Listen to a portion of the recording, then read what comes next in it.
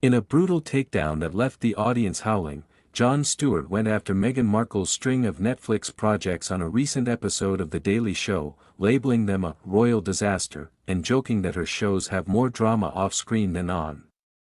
The comedian, back in his Monday hosting spot, used clips from her docuseries and upcoming lifestyle show to highlight what he called expensive flops that promise big but deliver little. With the crowd in stitches, Stewart questioned why a former royal with endless resources keeps missing the mark, sparking fresh controversy about Meghan's Hollywood hustle and whether she's more about hype than substance. This segment has gone viral, dividing fans and critics who say Stewart crossed a line by mocking a woman dealing with intense scrutiny. Stewart kicked off the bit by playing a montage of trailers from Meghan's Netflix lineup, starting with the 2022 docuseries, Meghan. He paused on scenes where the couple shared personal stories and said, "This isn't a documentary, it's a 6-hour therapy session we all paid for. Netflix shelled out $100 million for this, and what did we get? Whispers about palace drama that everyone already knew." To back his point, Stewart pulled up viewership numbers from Nielsen reports, showing the series started strong but dropped off fast, with critics calling it self-indulgent. He argued this set the tone for her other projects, like Heart of Invictus, which focused on veterans but got buried under the couple's personal brand. "It's noble on paper," Stewart quipped, "but when your face is bigger than the cause, it's just another ego trip." The laughter peaked when Stewart targeted Meghan's latest venture, the lifestyle series tied to her American Riviera Orchard brand, which dropped on Netflix earlier this year. Reports from Variety confirmed the show, featuring cooking and home tips, faced production delays and mixed reviews upon release. Stewart showed a clip of Meghan making jam in her kitchen and joked, "This is what happens when you try to be Martha Stewart without the jail time experience. It's like watching paint dry, but the paint costs a fortune."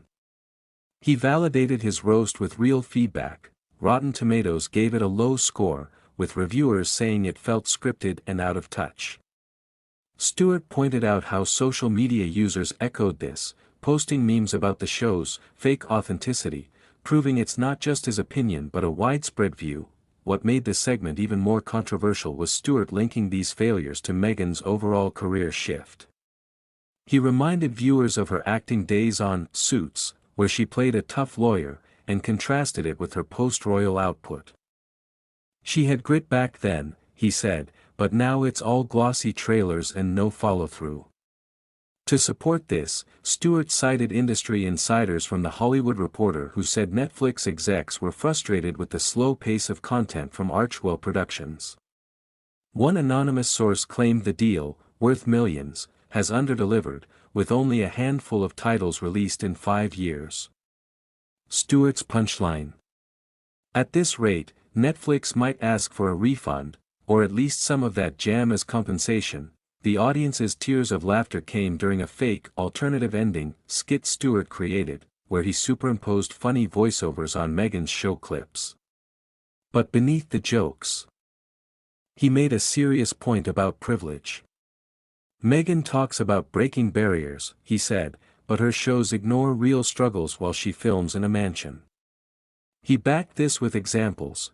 While Meghan topped charts briefly, follow-ups like the Polo series barely made waves, per Netflix's own top 10 lists. Critics from The Guardian called it niche and boring, validating Stewart's claim that her projects cater to a tiny elite audience, not the masses she claims to inspire. Stewart didn't spare Prince Harry either, calling their joint efforts a tag team flop. He show